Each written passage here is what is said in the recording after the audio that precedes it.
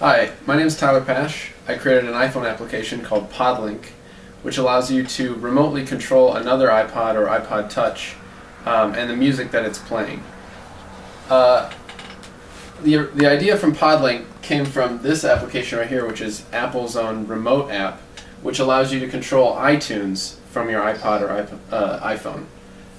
What it doesn't allow you to do, though, is control another device. So if I had two iPods, I couldn't control the music playing on one from the other.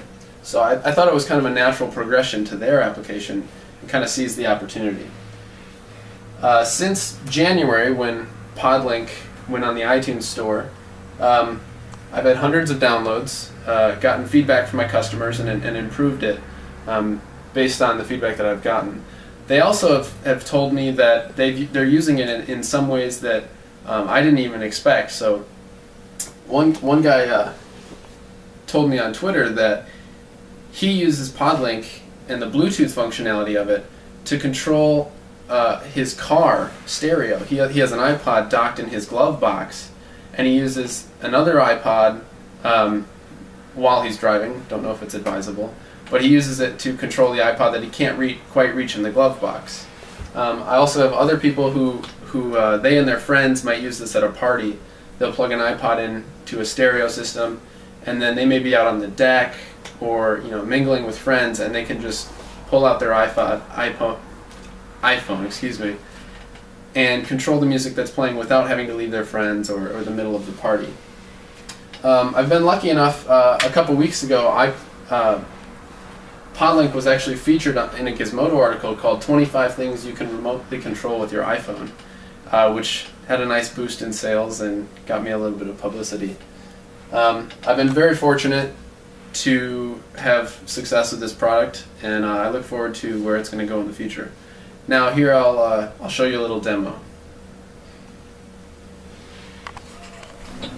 So let's say I'm playing some music. I've got my iPod in a dock. Maybe it's connected to a stereo or something like that, and I want to be able to control this remotely. I don't want to have to go over here and hit next every time I want to change the song.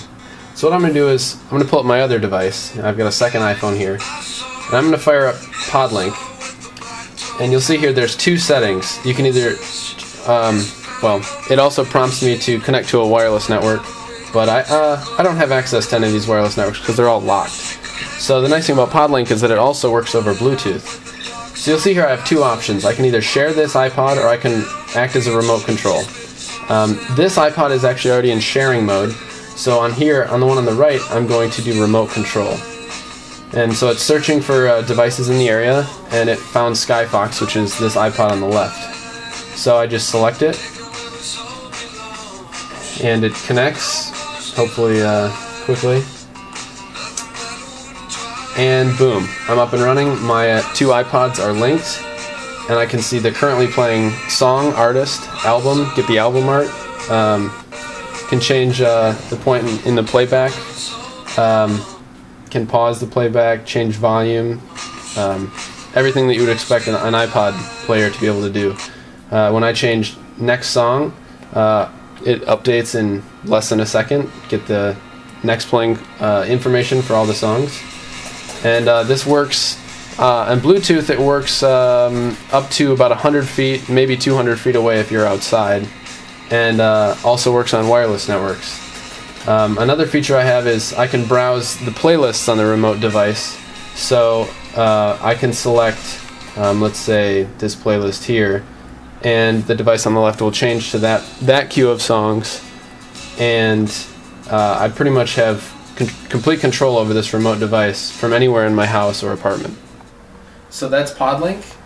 If you're interested, you can check it out on the iTunes store. Just search PodLink. Download it. It's $2.99. And thanks for watching.